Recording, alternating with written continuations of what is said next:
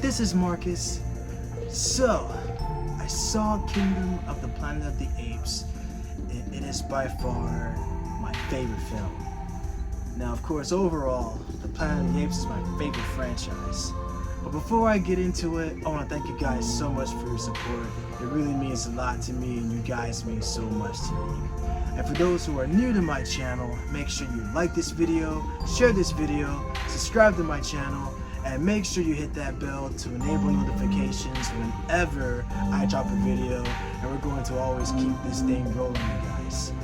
So, Kingdom is definitely an amazing film, and when you see the film, it's like you're actually in the wild itself, especially if you saw it in 3D or in IMAX. It's kind of like you immerse yourself in it. So it's definitely an incredible film, and of course, this film takes place generations after War of the Planet of the Apes, especially after Caesar. Of course, Caesar was mortally wounded by the end of War of the Planet of the Apes, and Andy Serkis plays Caesar in the last film.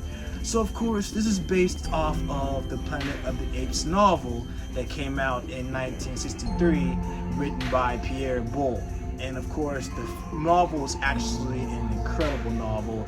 It's definitely a must-have for sure, and it gives you details of what the atmosphere of the Planet of the Apes actually is, though. So, of course, it's actually called Monkey Planet in the original French novel, but it's still pretty much considered to be Planet of the Apes anyway, though. And of course, there are 10 films with 4 video games, a TV series, and also an animated series as well, though. And not to mention, of course, Marvel Comics actually produce Planet of the Apes as well. But I'll definitely get into all that shortly too, though. But like I said, there's been 10 films, and of course, of those 10 particular films, we actually have Planet of the Apes that came out in 1968. We have Beneath, which came out in 1970, Escape came out in 1971, then we have Conquest of the Planet of the Apes, which came out in 1972, and then we have Battle of the Planet of the Apes, which came out in 1973. So those 5 films actually concluded all of the Apes franchise for that particular point between 1968 and 1973. And then we wouldn't even have a remake or a reboot, or should I say an attempted reboot, which came out in 2001, which of course starred with Mark Wahlberg. So I was curious to see how they were going to do a sequel to that particular film, but it bombed so bad at the box office that Tim Burton decided to scratch the sequel altogether and to just get rid of the plans that they had altogether there. So, because I was curious to see what would have happened if Mark Wahlberg's character Leo was going to be stuck in the futuristic Washington, D.C., where he actually saw General Thade sitting on top of the Lincoln Memorial as Abraham Lincoln. So I was curious to see where they were going to go with that, though, but it bombed so badly that Tim Burton decided not to do any more reboots of the Planet of the Apes franchise, though. So pretty much after Tim Burton's version of the Apes film, that they pretty much decided to just put Planet of the Apes films to the side for a while, and so any chance of a reboot pretty much wasn't going to happen until 10 years later, where we actually do get a chance to see Rise of the Planet of the Apes. And it pretty much just brought back like a new life into a new generation of people who were coming in to see the Planet of the Apes films, though. So we had 3 films, which of course was Rise of the Planet of the Apes, then we had Dawn of the Planet of the Apes, and then we have War of the Planet of the Apes, and then the recent one, Kingdom of the Planet of the Apes. So those 3 films, including the 4th one, actually serves as a reboot, and I'm talking about Kingdom too, though. So, Kingdom, we have a new protagonist, Noah, played by Owen Teague. And he's actually a chimpanzee who's actually part of a clan that raises up wild eagles. And so he's part of a falconry clan where his clan raises up eagles. He has a best friend named Manaya and a love interest named Suna. And his clan will of course be abducted by Proximus Caesar and his troops led by Silva. And I actually love Proximus Caesar. So Kevin Durant, who plays Proximus Caesar, is actually very charismatic, and he has like a twisted sense of Caesar's teachings. He technically takes Caesar's teachings and perverted it. Whereas Caesar was preaching about living among humans peacefully, Proximus wants to take basically Caesar's teachings and try to pervert it in his own version, his own image. He wants to pretty much take what apes have lost and build them back to their own kingdom. Now, in Kingdom here, humans have lost their rights to talk. And so while in the previous films, humans were either trying to take over or get back what the apes actually took over, humans are now trying to do the exact same thing, which I'm curious to see how they're going to do this in the future sequels as well though. So it's definitely a complex issue when it comes to stories like this because it pretty much deals with a sense of animal cruelty and topics of who's better than the most and just pretty much dominance when it comes to just the relationships between humans and apes. So of course, the particular films, of course, during the Caesar saga, Caesar was experimented on because of a virus that allowed the apes to gain intelligence as well though. And so it pretty much delves into the ideas of should animals rule the kingdom for sure though. So it kind of gives off vibes of Animal, but also to like, as far as where they're going to take the sequel, especially with Noah meeting up with Mai, who's also known as Nova. Of course, it was actually Raka who named Mai Nova. Of course, Raka is the one that Caesar actually meets, and Raka tells Noah the true teachings of Caesar and how apes together strong, ape must not kill ape, and how apes should live peacefully among humans. So Caesar wanted to live in a utopia to where apes and humans can coexist with each other. So it's pretty much similar to Professor Xavier's view on humans and mutants in the Marvel lore, where he wants humans and mutants to coexist in peace, whereas Magneto wants to separate his race of mutants away from the humans because of their both ideals which clash against each other. And so here we pretty much see this as well, where Noah comes into his own character and he becomes the leader of his tribe at the end of the film. And then of course the whole idea of Proximus Caesar is that there's a vault which is inside his kingdom, and he wants it to be unlocked, and inside that particular vault is the vast knowledge that humans actually has. For example, humans were able to control flight, they were great inventors, and they were able to speak as well. And so he wanted to unlock the vault to where apes can have a hold of that particular knowledge as well. And so of course his plans were thwarted by the end of the film, and Noah and Nova pretty much tried to, mend the fences, and it pretty much seemed as though that Maya was going to be the antagonist, but she pretty much was conflicted as herself because she's practically a great person, but of course, given that she's a human and that, she didn't want to try to lose her friendship with Noah, that those ideals actually clash. So again, I'm curious to see what the sequels is going to be like as well, because I'm curious to see where they're going to go with that as well. I actually have a feeling that also Noah and Suna are going to become a legit couple.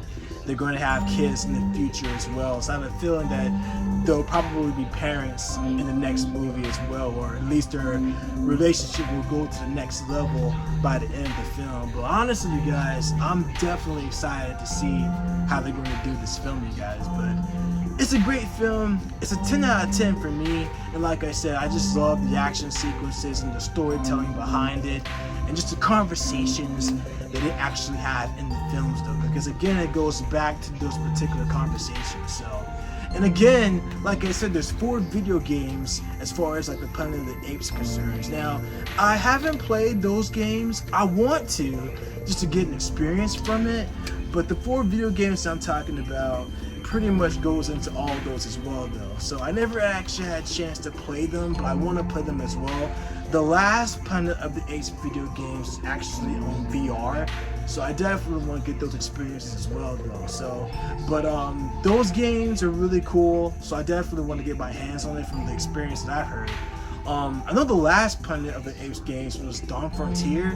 Apparently had mixed reviews, because it was kind of similar to the Telltale series, to where you had to choose between multiple endings and different decisions on how they were going to at least try to get a great ending as well, though. So you can choose between like both of those endings as well. But all in all, like, this film is incredible for sure. But also, like I said, Marvel Comics, they're the ones that actually produce the Planet of the Apes films. And then there's the recent Planet of the Apes comic that actually came out in Marvel Comics recently, which is actually really great, though. So I do have a copy of the Planet of the Apes copies that actually came out from IDW as well. So they're actually really great, but I definitely want to get my hands on the Marvel version as well, though, because the first Marvel Planet of the Apes comics was Adventures of the Planet of the Apes, which was actually based on the first film. So I definitely want to get my hands on it, and I've actually read it at my local bookstore before, but I definitely want to get my hands on it and put it in my collection. And like I said, it's definitely one of my favorite comics for sure, though. But all in all, you guys, I'm definitely looking forward to seeing the sequel to Kingdom of the Planet of the Apes, because there's actually been talks of a sequel coming out as well. So I'm definitely looking forward to seeing that as well. So, like I said, just the visuals is incredible. The actors did a really great job with their roles and their characters, and just the speech patterns. The speech patterns that the apes actually enunciate and articulate have gotten extremely better, but they still use ape mannerisms at the same time compared to the previous films, because basically with Rise and Dawn, like, you can pretty much hear the broken language of Caesar and his people, not to mention with Koba at the time being the antagonist for Dawn, the Planet of the Apes.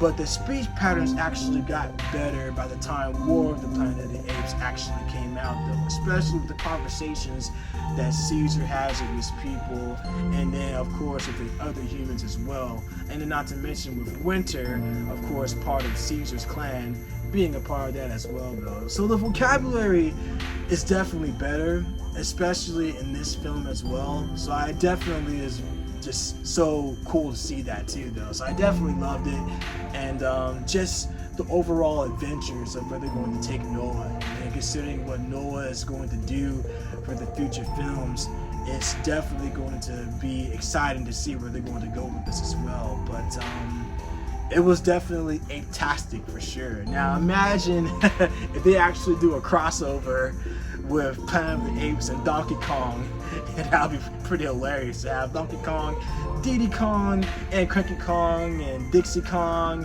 and then Candy Kong, Funky Kong, all the Kongs meeting with Planet of the Apes. They should actually do that, though. Now imagine the collaboration between Marvel and Nintendo to where they can actually do that as well. Take Donkey Kong and put him in the Planet of the Apes series. Now, speaking of crossovers, they've done that, especially recently. They actually did Tarzan in the Planet of the Apes. They did Planet of the Apes and Kong, which of course was taking place between the events of the first Planet of the Apes movies and the Kong movies as well.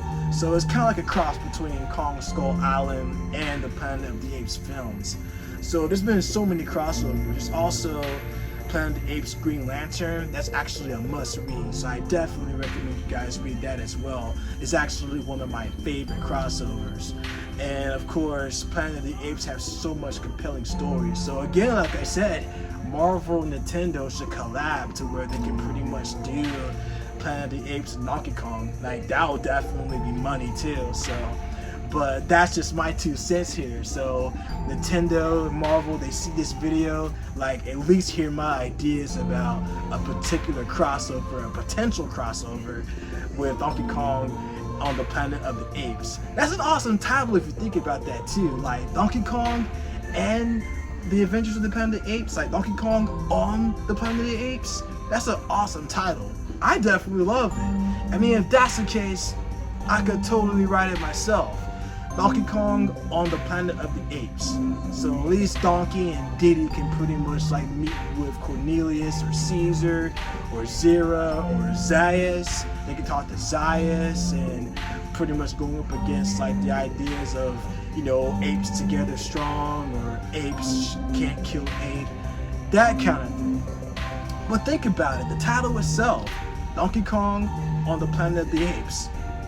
That's the ring to it if you ask me. So, but again, that's my idea, and I definitely will take it into consideration to Marvel and Nintendo. So think about that. But all in all, you guys, Kingdom of the Planet of the Apes is a 10 out of 10. I love it.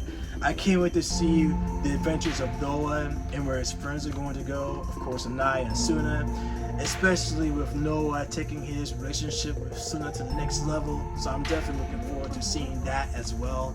So it's definitely going to be amazing to see, but I love it. And I'm curious to see what the next story is going to be, considering that Proxima Caesar actually met his demise. So I'm curious to see who's going to carry the mantle of Proxima Caesar, or who's going to be the next antagonist. So, but all in all, I'm along for the ride, you guys, and I can't wait to see what's going to happen next with the Planet of the Apes franchise. So I'm definitely excited, and I can't wait to see where they're going to go with this now. So, but what do you guys think? Let me know if you guys think what the movie's like. If y'all have seen Planet of the Apes, let me know. If you guys enjoy Kingdom, let me know in the comments down below what other franchises you want to see as far as like Planet of the Apes concerned, or video games, and what can happen next. Let me know in the comments down below. I'll definitely get my hands on one of the Apes games and try it out for myself. So I'll definitely do that as well though. So, but I love you guys. Take care. You guys are amazing. Thank you guys so much for your support. Love each other. Love one another. Be good to each other. I love y'all. Excelsior. And I'll catch you guys in the next one.